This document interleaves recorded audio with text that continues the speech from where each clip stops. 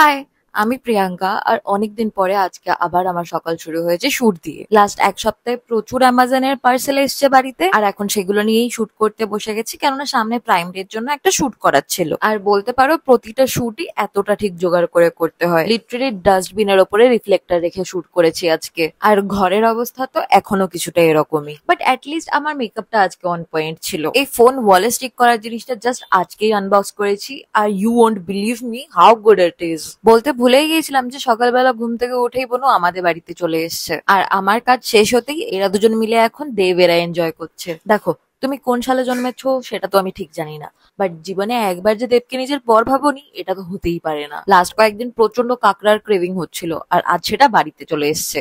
আর রান্না করতে অনেকটা লেট হয়ে গেছিল বলে আজকে প্রসেনজিৎ প্রচুর হেল্প করে দিয়েছে। বিকালবেলা এখন আমার ফেভারিট চায়ের দোকানে এসেছি, আর অ্যাস্থেটিক ফুড শুট নেওয়ার আগে প্রসেনজিৎ অর্ধেক জিনিস খেয়ে নিয়েছে। এটুকুই, বাই।